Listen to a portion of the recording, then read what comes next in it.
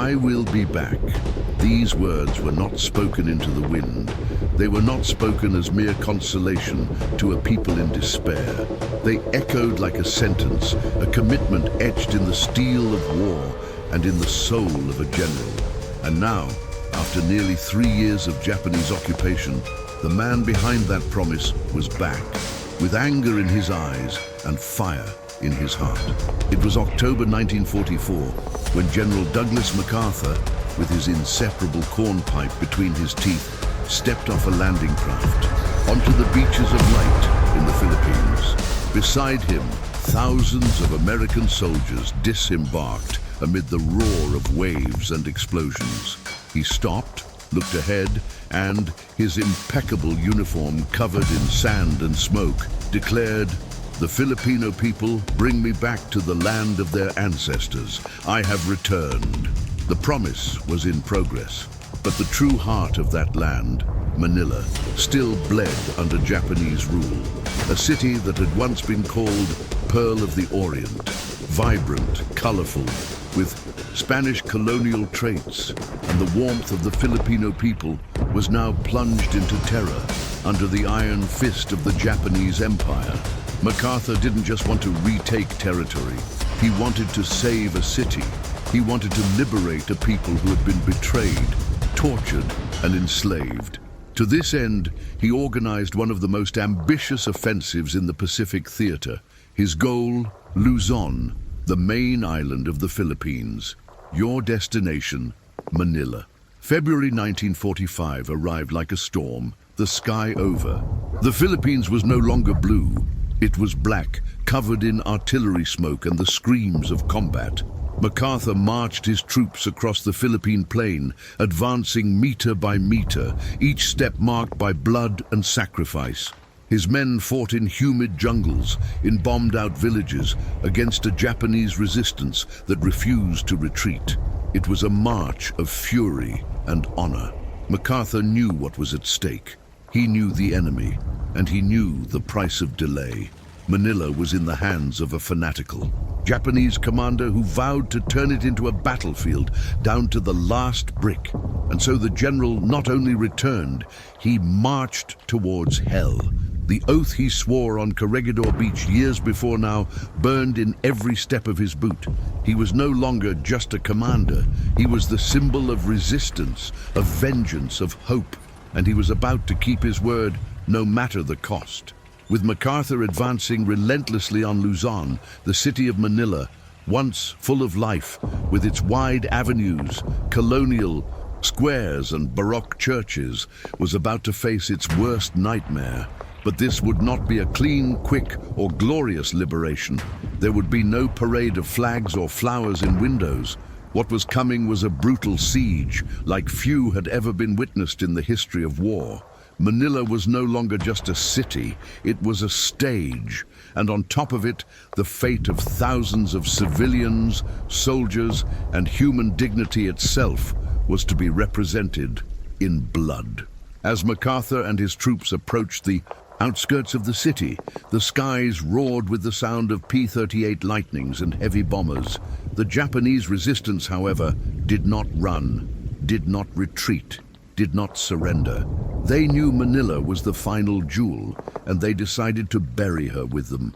The capital, which had once stood as a symbol of the meeting of East and West, was now a minefield. Every street, every window, every historic building had been transformed into a camouflaged bunker. The Japanese dug tunnels under schools, piled dynamite in churches, and positioned snipers on the roofs of hospitals. But what made the siege even more cruel was what was within these structures. Thousands of Filipino civilians, women, children, the elderly, all hostages, all surrounded, all targets. It was as if the city was being judged by the gods of war themselves, and no acquittal was possible. And while MacArthur organized the siege and prepared the triumphal entry, he knew it wouldn't be a clean victory. He was aware that liberation would come by force, that Manila would be wrested from the enemy's clutches, even if it meant destroying it. American troops surrounded the city on all sides. To the north, the bridges over the Pasig River were the first major obstacle. To the south, entire neighborhoods were already mined and covered in barbed wire. Manila was being sealed like a tomb. But the clock was ticking, and the horrors happening inside could wait no longer. So when the order to advance finally came, it was not a glorious entrance. He was a violent rupture, like the tearing of already injured flesh. It was the beginning of one of the darkest episodes of the Second World War. Manila wore unto siege, and nothing, absolutely nothing, would escape unscathed. If this story has you hooked so far, just imagine what's to come. Subscribe now. At the Japanese headquarters hidden in the mountains of Luzon, General Tomoyuki Yamashita, known as the Tiger of Malaysia, stared at the map of the Philippine capital with tired but confident eyes. He was a ruthless, disciplined, brilliant commander, but at that moment, he was alone, and he knew it. Era February 1945, and the situation was irreversible. The Americans advanced from all sides, crushing Japanese positions like a steamroller. Enemy air superiority was total. Japanese troop morale was in tatters. The war was lost, and Yamashita knew it. With the coolness of someone who understood that resistance only meant prolonging the suffering, he made a rare decision for a Japanese officer of that time. Ordered the evacuation of Manila. He wanted to preserve the city, spare the civilians, withdraw his forces and retreat inland, where the mountainous terrain could offer more strategic resistance. The order was clear: leave Manila, don't turn it into a battlefield. But then all hell broke loose. Rear Admiral Sanji Iwabuchi, commander of the Japanese Navy in Manila, received the order to retreat and tore it up, with more than 17,000 men under his command. Among Marines, rearguard soldiers, special forces, and even military police, he took a suicidal decision: would stay in Manila. I would fight until the end. Iwabuchi wasn't just an officer. He was a fanatic, a man obsessed with the honor of the Imperial Navy, especially after losing his battleship, the Kirishima, years before. For him, Manila was not a city to be defended. It was an altar to its own bloody redemption. Was disobeying Yamashita treason? Yes, but Iwabuchi didn't care. He dug trenches in the streets, fortified churches, installed anti-tank weapons in schools. More than that, turned tens of thousands of civilians into hostages and human shields. And Yamashita, even though he was the supreme commander, couldn't do anything. It was isolated, without communication with Japanese Central Command, with scarce supplies and surrounded by the enemy. The general then departed north, withdrawing his main troops to the fields and mountains, where he would fight another fight. Long, slow, pointless. But as he drove away from Manila, Iwabuchi locked her in a cage of steel and fire. The capital of the Philippines was no longer a city, it was a sentence, and the executioner was already sharpening his blade. Stories like this aren't in books, but they're here. Click subscribe. It was February 3rd, 1945. The sun had barely risen, and there was already smoke in the sky. After weeks of fighting in the jungles and villages of Luzon Island, American troops from the 1st Battalion of the 37th Infantry Regiment finally reached northern Manila. The moment had arrived. The city that had been under Japanese rule for years stood there before them, silent, like a beast about to attack. But the Americans did not enter through the main avenues or the central gates. They arrived through the University of Santo Tomas, a huge walled building that the Japanese had turned into a concentration camp for civilians, diplomats, missionaries, and captured soldiers. More than 4,000 prisoners, sick, hungry, broken by time, lived in inhumane conditions, surrounded by armed guards and barbed wire fences. Some couldn't tell if it was day or night. All had lost hope until that moment. In the dead of night, Sherman tanks ripped open the university's iron gates as if they were tearing open the gates of hell. American soldiers entered with guns drawn, grenades in hand, ready to face resistance, and found chaos. The Japanese, caught by surprise, tried to organize a quick defense. Some opened fire on civilians, screams, gunshots, bodies falling to the ground, but within minutes the Americans took over the compound, executing the remaining guards and freeing the prisoners. Inside, what did they see? Broke even the most war-hardened hearts. Skeletal children, women unable to stand, men who hadn't spoken in months. An American teacher, upon seeing an American tank, fainted from shock. A 9-year-old boy shook a soldier's hand and said, "I thought you would never come." The liberation of St. Thomas was the first ray of light in that city plunged into darkness, but it was just the beginning. While the north of the city was liberated, the south prepared for the apocalypse. Rear Admiral Iwabuchi, with his fanatical troops, had turned the entire southern sector of Manila into a deadly labyrinth. Hospitals were transformed into barracks, schools into bunkers. The homes of the Philippine elite were turned into machine gun nests. And most importantly, no civilian could leave. Anyone who tried was shot on the spot. Manila was under siege from the inside out. Outside, the Americans were organizing for an all-out advance. Inside, the Japanese sharpened bayonets, buried mines in the streets, and set traps on every corner. Manila had become a battlefield, and more than that, an urban slaughterhouse. The trap in the south, the Japanese fortress help, keep alive the memory of the battles that changed the world. Sign up. As American forces celebrated the liberation of northern Manila, the south of the city revealed its true face, a trap meticulously constructed to kill. Iwabuchi had done his job with diabolical perfection. Everything south of the capital was fortified like an urban fortress. Every building, every school, every church was turned into a bunker. The walls had been reinforced with sandbags. Doors were removed and replaced with excavated holes to allow internal movement between rooms. The enemy could move through the buildings unseen, like rats armed with rifles, machine guns, and grenade launchers. The General Hospital was transformed into a barracks. The College of the Daughters of St. Paul became a command post. Even churches, symbols of peace, now harbored death. But what made it all even more cruel was what hiding among the bricks, thousands of Filipino civilians. Iwabuchi not only refused to let them leave, he used them as human shields. Entire families were locked inside schools, convents, and homes. Many were forced to dig trenches, carry ammunition, or simply stand there, motionless under enemy fire, unsure whether they would be freed or killed. And when the first American soldiers tried to enter the southern part of the city, they were met with hellfire. Hidden machine guns blazed from windows covered by torn curtains. Grenades were thrown from holes in the ceiling, and in every seemingly empty house, there was a Japanese man ready to die and take as many as he could with him. The enemy fought fanatically, without retreating, without surrendering.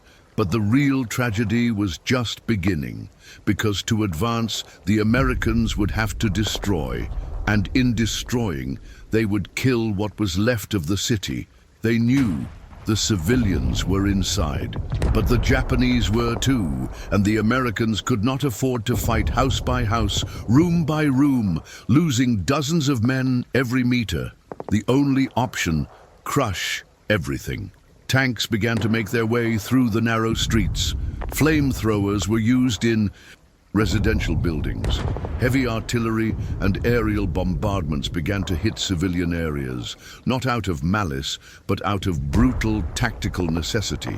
And the city began to fall, literally. Buildings collapsed with bodies inside. The streets, once cobblestone, became trenches of broken concrete and congealed blood. The smell of burning flesh spread on the wind. Manila was on fire, and what was supposed to be a liberation turned into a mass execution. All hell breaks loose, bombings and crossfire. If you value real, raw, and unfiltered stories, this channel is for you. Subscribe. Southern Manila was completely sealed off. A maze of concrete, bodies, and booby traps. Every attempt by American troops to advance was met with fanatical resistance. The Japanese used interconnected tunnels, landmines and ambushes in dark rooms. It was impossible to know where the next shot or the next scream would come from, so the Americans made the hardest and most destructive decision: to start crushing everything. If they could not take the city through the gates, they would tear it down brick by brick. The tanks Sherman, they began to advance through the narrow streets, firing directly at the facades of houses and buildings, blowing out entire walls in search of hidden snipers. Heavy artillery fired constantly on the blocks where there was resistance. Rooftops flew off, windows shattered. Dust became a permanent curtain between heaven and earth. But the city was not empty. The civilians were inside, and they screamed. They ran, they tried to escape, but the Japanese relentlessly killed anyone who dared to leave. Women were executed with bayonets in their backs. Children were crushed to death by falling debris. Entire families were burned alive in their homes. With every step the Americans took, they were forced to choose between retreat or destruction, and they were destroyed. The streets were impassable. Civilian cars were charred. Horses were dead. Men were on fire. The smell of gunpowder mingled with that of burning flesh. Soldiers reported constant nausea, not from the sight of death, but from the smell of what was becoming common, familiar, inescapable. Flamethrowers have become one of the most widely used weapons. There was no other way to clean a house when you didn't know what was behind the door. A breath and the fire engulfed everything: furniture, curtains, bodies, memories. Soldiers poured into what remained, finding hallways lit by dancing flames and walls covered in blood. Screams echoed from the floors above, where civilians and soldiers burned together, indistinguishable. And in the midst of all this, there was resistance. The Japanese continued fighting, even when surrounded, even when dying. They locked themselves in bathrooms, in basements, hid weapons inside books, inside musical instrument cases. Some waited for the Americans to enter, to blow themselves up together with grenades strapped to their chests. Era a war without rules, without borders, without salvation. Manila was dying, and there was no stopping it. The city that was once called the Paris of the East, I no longer had a face. I had wounds. Every neighborhood left behind by American troops was a pile of ash, shards, and corpses. The battle turned into a massacre, and the massacre became a landscape. The massacre of the innocents, the abyss of human cruelty. As American soldiers advanced south of the city, engaged in a deadly dance amid a storm of gunfire and ruins, the Japanese defenders, cornered and consumed by a nihilistic rage, initiated something that to this day the human mind refuses to accept. It was not military retaliation. It was not an act of desperation in the heat of battle. It was a massacre. A systematic massacre, meticulously planned and executed with a coldness that chills the soul. Filipino civilians, already caught in the crossfire, ceased to be obstacles or collateral damage and became the primary target. They were hunted. Vulnerability did not grant them protection. On the contrary, it made them easy prey for a brutality that surpassed any military logic or vestige of humanity. It didn't matter who they were: women whose bodies were desecrated before being silenced, elderly people who saw respect for their age turned to contempt, babies ripped from their mothers' arms to be killed before them, priests and nuns whose vows and sacred vestments offered no sanctuary, doctors and nurses who were murdered alongside those they swore to protect. All without exception were sentenced to death. On the streets, horror manifested itself in the most primitive forms. Japanese soldiers, their eyes devoid of any emotion, used their bayonets not only to kill, but to inflict maximum pain and terror. Entire families were rounded up and executed one by one, forcing the living to witness the agony of their loved ones. In some cases, the cruelty reached a sadistic level of planning. Victims were forced to dig their own shallow graves before being pushed into them, and at times, buried alive under the weight of earth and despair. Others were locked inside buildings meant to be symbols of community and safety, churches, schools, hospitals, and burned alive. The Church of St. Philip Neri became one of the most infamous memorials to this method. More than 100 people, seeking refuge in its sacred interior, were trapped when the Japanese doused it with gasoline, locked the solid wood doors, and set it ablaze. Those who, in panic and agony, managed to break a stained glass window and try to escape through the windows were met by bursts of machine gun fire. The screams, according to the few traumatized witnesses who survived nearby, could be heard for hours, a chorus of terror that haunted the neighborhood long after the flames had died down. At Manila General Hospital, the Hippocratic Oath was drowned in blood.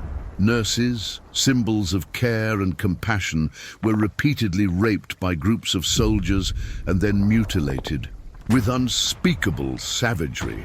Patients, many of them bedridden and unable to move, were killed in their own beds, shot at close range in the head or bayoneted in the neck. In one of the most disturbing scenes documented, a 3-year-old child was found with her arms severed, her small body still tightly wrapped around her mother's corpse. This massacre was no accident. It was not the result of undisciplined soldiers acting on their own. It was intentional. It was the execution of an order, perhaps unwritten, but clearly disseminated and understood from Rear Admiral Iwabuchi and his officers. Leave no witnesses, leave no one to tell the tale. It was a scorched earth policy applied not only to the city, but to its population. In Intramuros, the walled historic neighborhood, the scene became even more medieval. The civilian population was forcibly herded into the plazas, where mass executions were carried out at dusk, a macabre spectacle. Men were forced to kneel before being beheaded. With samurai swords, a perverse demonstration of a twisted code of honor. Pregnant women were bayoneted open, their unborn children ripped from their wombs. Small children were hurled against the centuries-old stone walls. Blood ran down the cobblestone sidewalks like a red flood after a storm, filling the gutters and staining history. The Pasig River, which runs through the city, ran red for days, carrying the bodies and blood of the innocent toward the sea. American troops, outside these pockets of horror, heard the screams. They saw the smoke, they knew what was happening, but they were often paralyzed by the very nature of urban warfare. Every attempt at rapid advance was met with explosions, mines, and machine gun nests. Saving civilians meant further destruction of the city, and every artillery shell dropped to silence an enemy sniper could, tragically, kill the very people they were trying to protect. It was a never-ending tactical and moral nightmare, a tragedy with no escape. By the end of the battle, the tally revealed the scale of the carnage. Over 100,000 Filipino civilians had been killed, not in battle, not by stray bullets in the crossfire. They had been murdered, massacred, victims of one of the worst war crimes of the Pacific Theater. And Manila, that vibrant, colorful living city, the pearl of the Orient, had been transformed into an open-air cemetery. A cemetery where the tombstones were the ruined buildings that still stood, but where the names of the victims had been erased by smoke, blood, and the deliberate attempt to force oblivion. The fight street by street, house by house, the labyrinth of hell. From mid-February 1945 onward, the Battle of Manila disintegrated into primordial chaos, abandoning any logic of a traditional battlefront. There were no longer clear enemy lines, no longer any safe territory. The war was no longer already city, the city itself for the war. The enemy could be anywhere and everywhere at once. In the next room, crouched behind an overturned sofa, in the dark basement of the house you'd just entered, or inside the closet of an abandoned school, waiting in absolute silence for a moment's hesitation. All of Manila had been transformed into a three-dimensional minefield, a labyrinth of death where every step was a gamble with your life. The American soldiers, Many of them young men who had been trained for battles on beaches and in jungles, were thrown into the worst and most maddening kind of combat, urban combat. It was like fighting inside a maze of twisted concrete and steel, a claustrophobic nightmare filled with death traps, terrified civilians whose screams mingled with the screams of the battle, and entrenched Japanese soldiers imbued with a fanaticism that made them fight not to win, but to die killing. Every street had become an open-air trench, strewn with rubble, craters, and bodies. Every corner was a potential ambush, a blind spot where a machine gun could open fire at any second. And every house, every building, every shack was no longer a home, but a stronghold of death, a makeshift fortress with its own rules of engagement. The American infantry advanced in small platoons, their movements slow and terrifying. They crawled through piles of rubble, their bodies tense, their senses on high alert. They entered through doors that had been broken open with violent kicks, their rifles trained on the dusty darkness inside, waiting for the flash of a gunshot. But there was rarely silence. The noise was a constant deafening cacophony, the sharp drone of gunfire ricocheting off concrete walls, the muffled, visceral explosions of grenades detonating inside small rooms, the choked screams of wounded soldiers calling for a medic, and the hollow, metallic thud of empty cartridges falling to the floor. Faced with such entrenched and suicidal resistance, conventional tactics failed. American troops were forced to adopt the most brutal methods. Flamethrowers became the standard tool for clearing buildings. It was often the only way. It was impossible to know how many enemy were inside, and every inch of doubt, every unchecked room, could cost the life of an entire platoon. The procedure was terrifyingly simple and effective. The jet of liquid fire entered first, filling corridors and rooms with an instant inferno. Then the infantry advanced through the heat and smoke. The result was invariably the same: charred bodies frozen in their last fighting. Positions, the internal structures of the building in flames, and the unbearable sweet smell of raw war, a mixture of burning flesh, gunpowder, and ozone. Sherman tanks, the American Army's steel giants, tried to force their way through the streets to provide support, but the city turned against them. The narrow roads, designed for cars and streetcars, were now choked with rubble, wrecked vehicles, and cleverly hidden homemade mines. The tanks advanced slowly, vulnerable, and often exploded before they could even fire their main gun. In the windows of the upper floors, Japanese snipers waited with predatory patience. They didn't shoot the first soldier they saw. They waited. They observed the platoon's rhythm, chose their target, usually an officer or a medic, and waited for the perfect moment. The instant the soldier stepped into the doorway, hesitated for a split second to assess the danger, and then a single, accurate shot to the neck or head. And so the battle continued. House by house, block by block, hour by hour, a slow, brutal and bloody drag through an urban meat grinder. With each building captured, the Americans left behind a trail of losses. Dead friends, soldiers maimed by booby traps, and the desperate cries of Filipino civilians emerging from the rubble, having lost everything. Time, as a concept, ceased to exist. The fighting was so continuous, so relentless, that many soldiers completely lost track of day and night. Some survivors reported that night never truly fell in Manila during those weeks, because the flames from the burning buildings illuminated the sky with an ominous orange glow, an eternal apocalyptic sunset. And the Japanese, they continued to resist, defying all military logic, even wounded, even surrounded and with no hope of reinforcement or escape. Some soldiers, seeing a tank approaching, strapped grenades to their bodies and ran in a suicidal charge. Others, wounded and missing a leg, still crawled across the ground to plunge a bayonet into the stomach of an unsuspecting Marine. It was a war without mercy, without rules, without honor, only the will to kill and die. Amid this absolute chaos, civilians continued to die in terrifying numbers. Many, in desperation, tried to flee the combat zones, waving white cloths, only to be mistaken for enemies in the heat of battle and shot by both sides. Others hid in basements and makeshift shelters, believing themselves safe, only to discover that these places became their graves when an artillery shell found them first. Every American advance, every meter of ground gained, was paid for in innocent blood. Manila was no longer a city.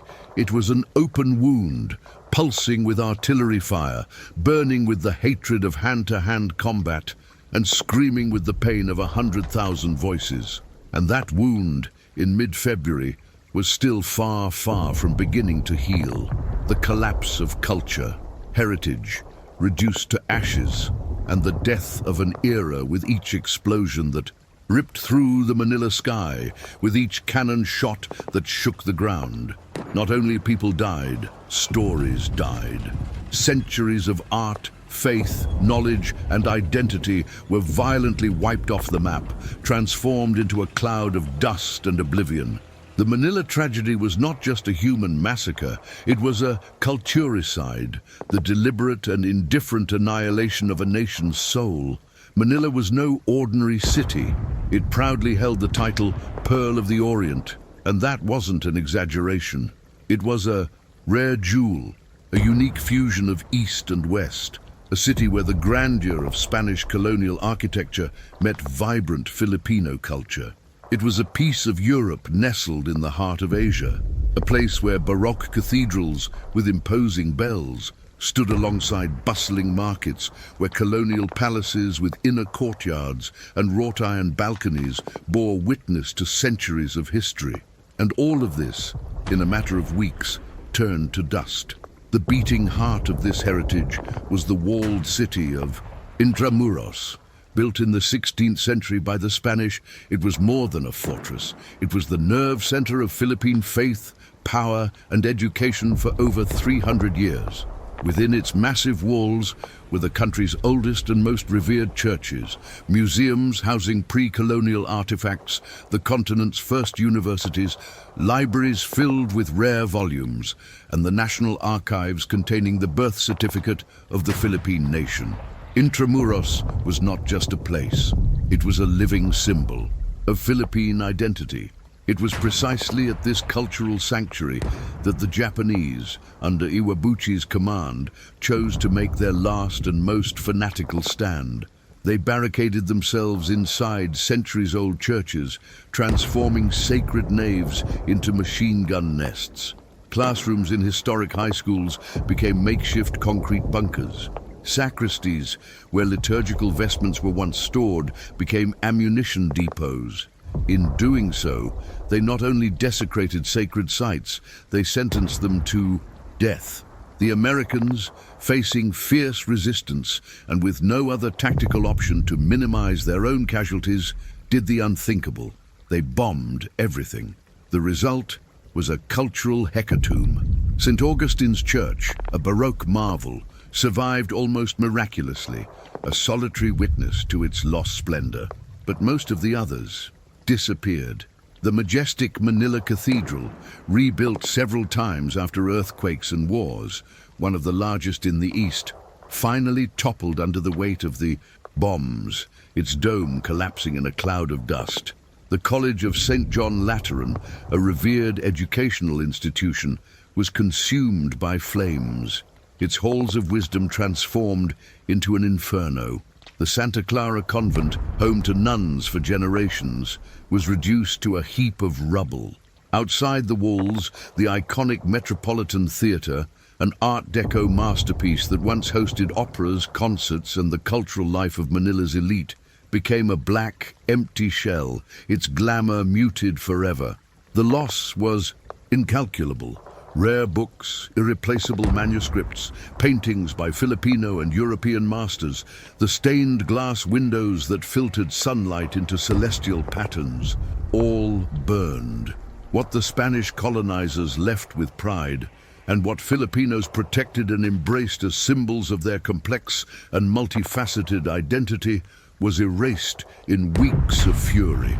And it wasn't just the buildings. It was the soul of the city, its style, its collective memory, its colors, its sounds, the sound of church bells. At dusk, the hubbub of students in university courtyards, the elegance of families strolling along the waterfront. All of this vanished amid the acrid smoke of war.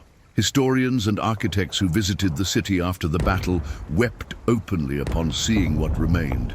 It was as if Rome had burned in a day, as if Paris had disappeared in a firestorm.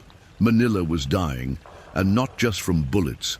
It was from forced oblivion, from the amnesia imposed by destruction.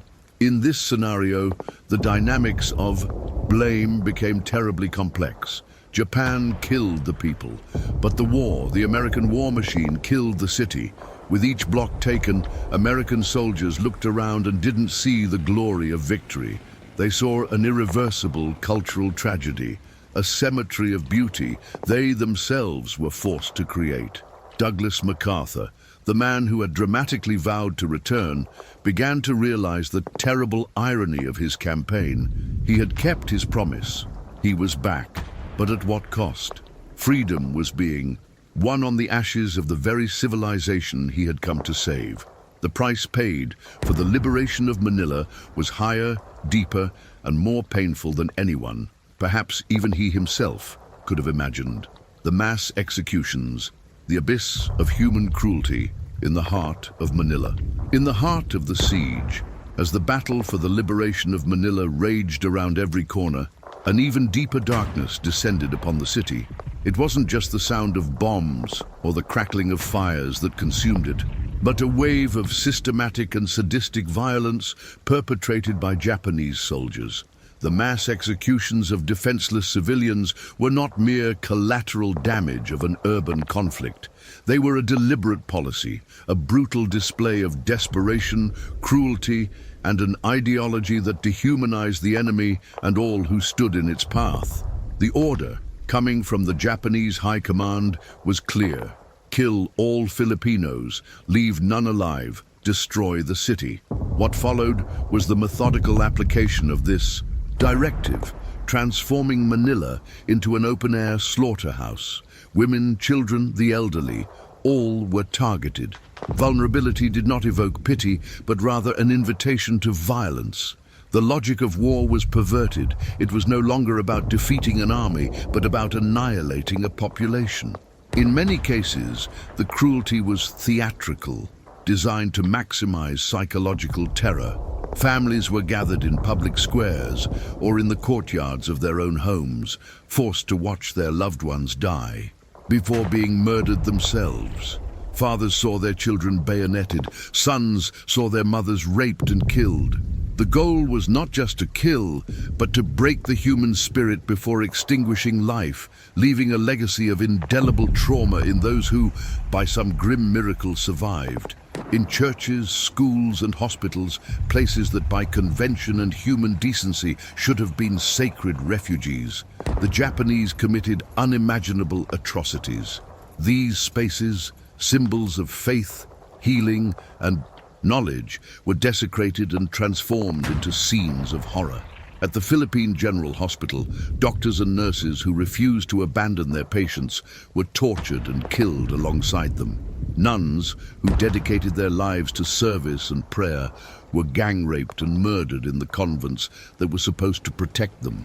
Children were ripped from their mothers' arms to be slaughtered in front of crowds, an act of depravity so extreme it defies comprehension. The San Felipe Neri church in Mandaluyong became an infamous symbol of this horror. More than 100 civilians seeking sanctuary within its stone walls were locked inside. The doors were blocked and the structure was set ablaze by Japanese soldiers. Panic and despair gripped those inside, suffocating from the smoke and burning alive. Those who, in agony, managed to break a window or force their way out were met by a firing squad, summarily executed as they tried to flee the flames. The shrine became a funeral pyre. These executions were not isolated acts of undisciplined soldiers, but part of a cruel and calculated strategy. The intention was twofold. First, to terrorize the population to the point of paralysis, preventing any form of collaboration with American and Filipino forces.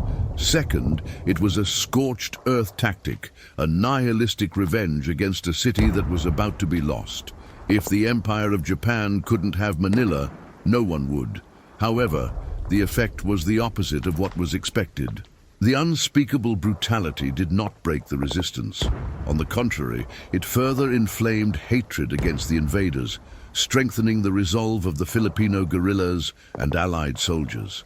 For the American soldiers advancing slowly through the ruins, the experience was torment.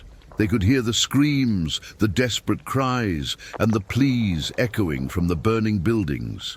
Yet they often failed to act quickly enough. Every advance was a death trap. The Japanese used civilians as human. Shields, positioning machine guns in the windows of houses full of families. A quick attack to silence a machine gun nest could cost the lives of dozens of innocents. This tactical paralysis, imposed by the enemy's ruthlessness, added a layer of frustration and impotence to the already daunting task of liberating the city. In the end, when the smoke cleared and the last shot was fired, the scale of the carnage was revealed. More than 100,000 Filipino civilians lost their lives in the Battle of Manila. They were not just victims of war, caught in the crossfire. They were victims of a cold, planned and merciless slaughter, a deliberate massacre that stands as one of the darkest chapters of World War II. Manila was not just an architecturally destroyed city. It was a field of pain and silence, a vast cemetery where the ghosts of innocence would forever echo in the ruins of its former glory. The fall of Iwabuchi, the end of the commander in the twilight of a world in flames as Manila, crumbled into ruins and blood, transformed into a hell of twisted concrete and human flesh. Rear Admiral Sanji Iwabuchi remained the stubborn epicenter of a resistance that no longer fought for victory, but for death. He was not just a commander defending a position. He was the embodiment of an ideology taken to its most extreme consequences, a man chained to a code of honor that, in that apocalyptic scenario, demanded total annihilation of both the enemy and himself. The siege tightened around them, not like a noose, but like a hydraulic press, methodically crushing all that remained of their strength. American troops, hardened by years of war in the Pacific, advanced with relentless and brutal efficiency. Every street was a killing zone, every building a fortress to be conquered. The tactic was one of extermination. House by house, block by block, flamethrowers purged machine gun nests, tanks blasted craters in walls that had once been homes, and incessant artillery transformed the urban landscape into a lunar landscape of rubble and dust. Escape routes were sealed. The tunnels and sewers that served as arteries for the resistance were flooded or dynamited. The Japanese stronghold in Manila not only began to crumble, it was being systematically pulverized. Within this cauldron, Iwabuchi, a Marine forced to fight a ground battle for which he had not been trained, watched his command dismantle. Wounded, exhausted, and isolated in his makeshift command post deep within. Intramuros, he watched his men disappear one by one. They were consumed by the heavy artillery that shook the ground, incinerated by the airstrikes that tore through the sky, or mown down in the savage direct confrontations with American infantry. Communication with the outside world was non-existent. Reinforcement was a fantasy. The only certainty was death. He knew the end was near, not as a possibility, but as an inevitable fate that drew closer with every explosion, with every shattered scream. Amid this terminal chaos, survivor accounts and the very logic of his stance indicate that he resisted until the very end. Surrender was an unthinkable dishonor, a betrayal of everything he represented: the emperor, the empire, the code of Bushido for Iwabuchi. The battle was no longer about military strategy, but about a final testament of loyalty. He had been ordered to fight to the end, and that order had become his gospel. His refusal to surrender was not just an act of military defiance, but a ritual of self-immolation, dragging tens of thousands of lives with him to fulfill his vow. But the end, relentless and indifferent to his determination, arrived. The exact date and circumstances of his death are shrouded in the fog of war, but historical consensus points to the final days of the battle for Intramuros, the walled citadel that became the last bastion of Japanese resistance. Sometime around February 26, 1945, as the centuries-old walls of the walled city were being demolished by American artillery, Iwabuchi disappeared. There was no formally identified body, nor a triumphant capture. It is believed with strong conviction that he committed their seppuku, ritual suicide, in his bunker, or that he was simply obliterated in combat, his body joining the rubble and anonymous corpses that littered the floor of his final stronghold. His death was not a singular event, but the final dissolution in the cataclysm he himself had helped orchestrate. With the disappearance of their commander, the backbone of the Japanese resistance in Manila was shattered once and for all. The centralized, fanatical, and inflexible leadership was gone. Those still fighting, hungry, wounded, and without hope, began to surrender in small groups, emerging from the rubble like specters of a defeated army. The nightmare of months of intense combat, massacres, and indescribable destruction began to end. The silence that followed the last shot was not one of peace, but of exhaustion and mourning. Iwabuchi's fall marked the end of the battle, but the price for Manila, for its people, for its history, had already been paid in blood and flames. The city, once the pearl of the Orient, was now a mute testament to one man's fury and the folly of war. The commander's end brought no redemption, only the closing of a chapter of unspeakable horror. The liberation of Manila, the price of victory, and the silence of the ruins. After weeks that dragged on like an eternity of fierce fighting, where each day was measured in meters gained and lives lost, a new, almost forgotten sound began to echo through the rubble-strewn streets. Silence. Not the silence of peace, but the silence that follows a firestorm, the moment when the last echo of artillery fades and the city, gasping and mutilated, finally begins to breathe the rarefied air of freedom. American troops, their faces sooty and their uniforms torn, advanced on the last Japanese positions in Intramuros. Beside them, emerging from the shadows like resilient ghosts, were the surviving Filipino guerrillas. For them, this was not just the liberation of a capital, it was the recapture of their home, revenge for their dead. Together they planted their flags atop the rubble, a symbolic act that heralded the end of the cruel and bloodthirsty rule that had suffocated the city. The tyranny had fallen, but victory came at a bitter price, a cost so monumental that the very concept of triumph seemed hollow, almost profane. Manila was unrecognizable. The city that had once been the pearl of the Orient, a cosmopolitan jewel of Spanish colonial architecture and American Art Deco, was now a vast, open-air graveyard. Historic buildings like the Legislative Assembly, the Central Post Office, and the centuries-old churches of Intramuros, which had withstood centuries of history, were reduced to skeletons of concrete and stone. Their domes collapsed like crushed skulls. The material destruction, vast as it was, paled in comparison to the human devastation. Lives were irreparably shattered. Entire families were decimated, their bloodlines brutally cut short, leaving behind only names on lists of the missing. More than 100,000 civilians were killed, the vast majority of them innocents, caught not just in the crossfire, but in the deliberate fury of an enemy who chose massacre as his last resort. The city that had been a vibrant center of culture, commerce, and life was now a field of ash, where the smell of death mingled with the omnipresent dust. When General Douglas MacArthur finally entered the capital, his triumphant return was haunted by the nightmarish landscape around him. He had fulfilled his famous promise, "I will return." But the reality of that return was a knife in his legacy. The victory was undeniable, but its weight was crushing.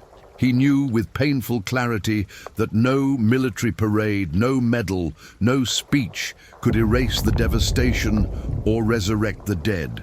The streets his feet trod were not a path of glory, but a carpet of tragedy, marked by bodies still being collected, by the silent pain of bullet-ridden walls, and by the empty gazes of survivors.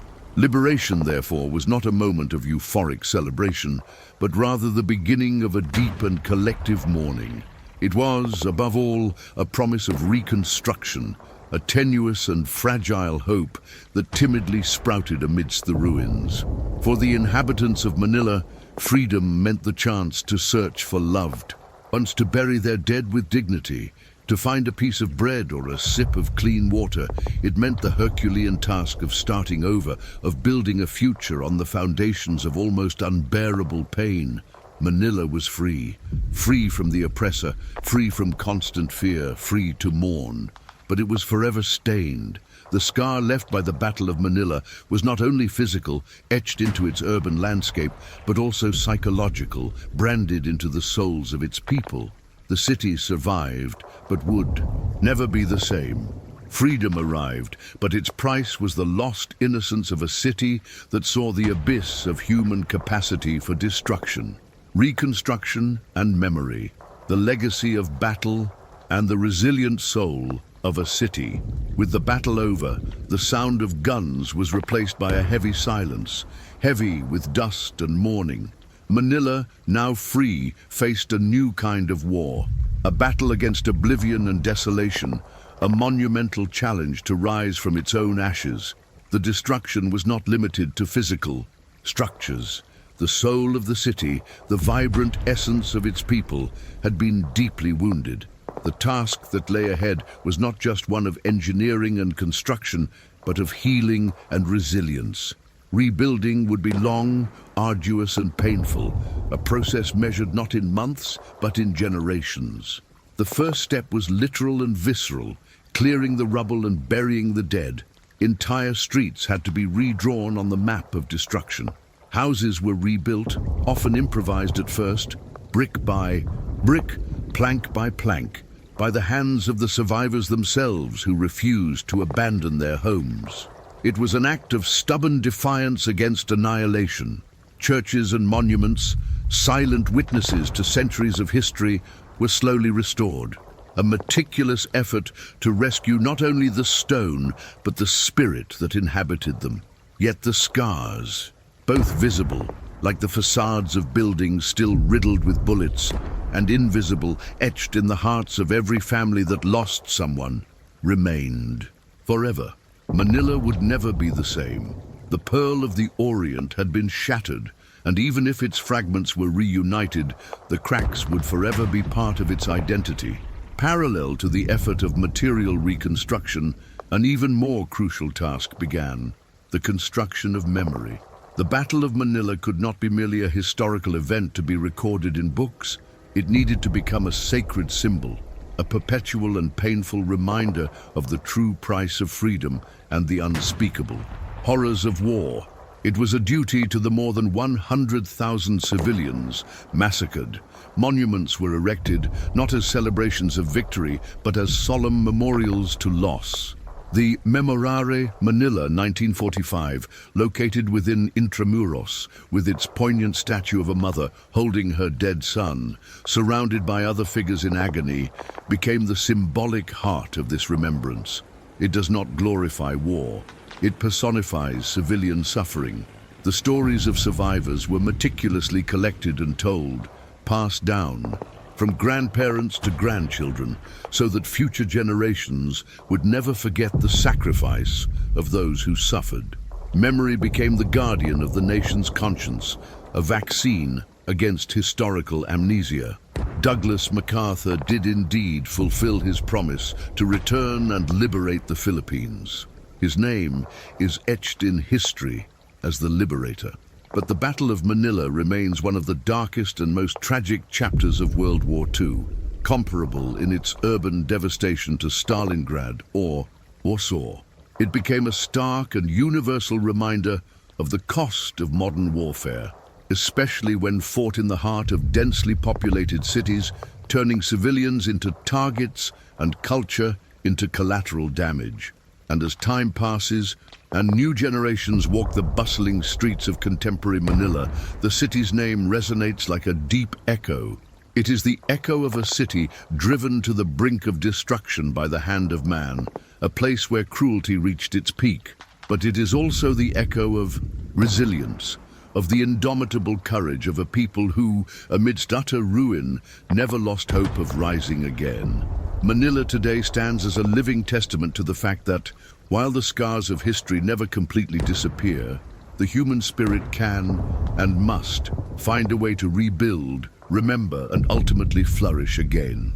The silence of the survivors, the untold stories and the weight of memory. After the last bomb exploded and the last shot rang out, a different kind of sound filled the destroyed streets of Manila. It wasn't the sound of life nor of death, but the dense, heavy silence of the survivors. This wasn't a peaceful silence, but a silence laden with unspeakable memories, a void filled with voices forever silenced. What remained of the city were not just the ruins of its buildings, but the fragments of human souls, those condemned to forever bear the invisible scars of war. Many, perhaps most, simply couldn't speak about what they saw. How could they put into words the horror of seeing their family executed in cold blood? How could they describe the smell of burning flesh that hung over the city for weeks? How could they explain to a world that wasn't there the feeling of absolute helplessness as the barbarity unfolded before their eyes? For these survivors, language failed them, became inadequate, almost an insult to the magnitude of the trauma. Silence became their refuge and their prison. It was a defense mechanism, a way to contain a pain so overwhelming that if unleashed, it threatened to consume them entirely. They walked the rebuilt streets like ghosts, their eyes seeing not the new buildings, but the specters of the past that haunted every corner. Others, in moments of rare courage or cathartic need, told their stories. These were tales that defied the darkness, chronicles of an almost superhuman resilience.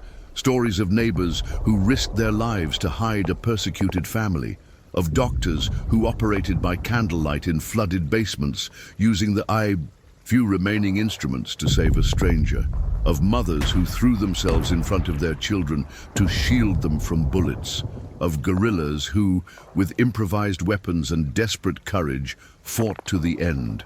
These narratives of solidarity and resistance shone like small lights amidst an ocean of horror, proving that, even in hell, humanity could find a way to assert itself. Yet most kept silent about the trauma of loss, the horrors they witnessed, and the brutality that surrounded them. Untold stories are and always will be those that weigh most heavily on history's conscience. They are the whispers that echo in the invisible ruins, the story of the woman who survived the massacre of her family and spent the rest of her life searching in every face in the crowd for a familiar trace she would never find again. The story of the child who saw her parents killed and grew up an orphan with a void in her chest that no future peace or prosperity could fill. The story of the American soldier who, tormented by guilt, carried throughout his life the image of the civilians he failed to save, the screams he heard on the other side of a wall he could not break down in time.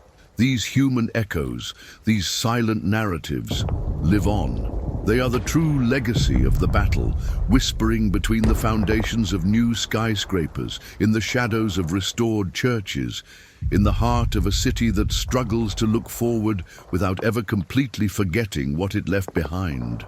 The lesson of the Battle of Manila, humanity amid destruction and the duty to remember. The Battle of Manila, in its near-total devastation, teaches us a harsh but absolutely essential truth. War, in its purest and most brutal form, destroys not only territories, buildings, or armies. It attacks and destroys the very essence of humanity. In Manila, we saw man stripped of his civility, his compassion, his reason. The city became a macabre laboratory that revealed the depths to which human cruelty can sink when fueled by ideology, despair, and hatred.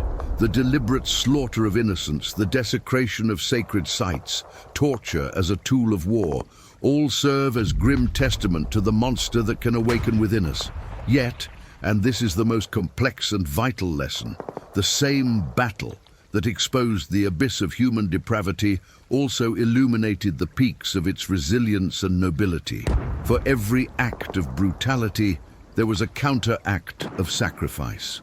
For every moment of despair, there was a spark of hope, a people's ability to endure the unimaginable, to cling to life amid death, to find the strength to rebuild on a field of ash, reveals an inherent strength of the human spirit that war can wound but not extinguish. Manila shows us that humanity is not a single entity, but a spectrum. It contains both the potential for absolute cruelty and for unwavering kindness and courage. Therefore, the memory of this battle should be more than a chapter in a history book. It should be a perpetual warning, a beacon for the entire world, so that the horrors of a city deliberately destroyed by man itself never again occur. Remembering Manila is an act of moral responsibility. It means understanding that peace is fragile and that civilization is a thin layer that can easily be torn apart. Manila today is a living testament to this duality.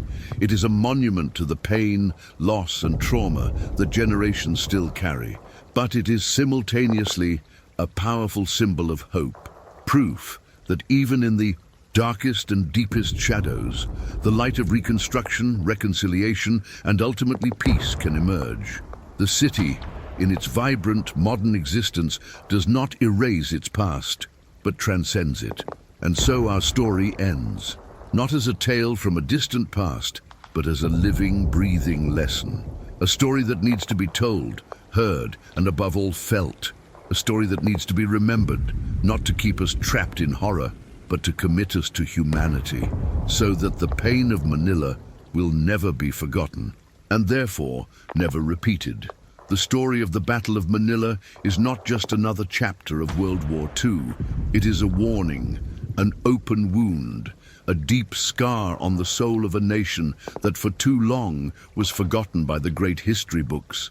When General Douglas MacArthur returned to the Philippines, bringing the promise of liberation, he rekindled the hope of an entire people. But what no one could have imagined was that, along with this hope, would come one of the darkest and most brutal episodes of the war in the Pacific. In just 1 month, Manila, a vibrant city, full of life, with plazas, centuries-old churches, smiling families and children playing, was transformed into a blazing inferno. The Japanese soldiers, cornered and determined to take as many victims as possible, committed unspeakable atrocities. Massacres, rapes, torture. Every street became a trap, every house a tomb. On the other side, American forces, advancing brutally, rained fire, bombs and artillery on the city, destroying entire neighborhoods. The Filipino people were caught in the middle. No choice, no escape. 100,000 civilians were killed. Men, women, children. Not in the trenches, but in convents, hospitals, schools, homes. The city was murdered, not just by bullets, but by human indifference, by the thirst for revenge, by the coldness of total war. Manila, once called the Pearl of the Orient, was utterly devastated. And with it came the loss of memories, culture, history, and innocent lives. But even in the face of absolute horror, the city did not disappear. It resisted, it bled, but it survived. Those who survived the ruins had nothing left except pain, memory, and the strength to start over. And that's what they did. They rebuilt not only their homes, but also their dignity, brick by brick, memory by memory. That's why this story needs to be told, because oblivion is the second death, and every life erased in Manila, every name lost, every tear shed, deserves to be remembered. Manila wasn't just liberated, it was destroyed by man and reborn through the courage of its people. May this story serve as a warning to us all. War, when it breaks out, doesn't choose targets. It burns everything. It consumes lives, culture, history, and hope. And in the end, it reveals humanity's cruelest face, the ability to destroy what is most beautiful in the name of victory. If this story touched you, don't let it die here. Share, comment, reflect, because telling these stories isn't glorifying war, it's preventing it from happening again. And if you want to understand how other battles shaped the fate of the century, stay with us. Watch the next episode now. Kursk, the greatest tank confrontation in history, or Okinawa, the hell before the bomb. The war may have ended on the battlefields, but it lives on in the memories of those who dare remember.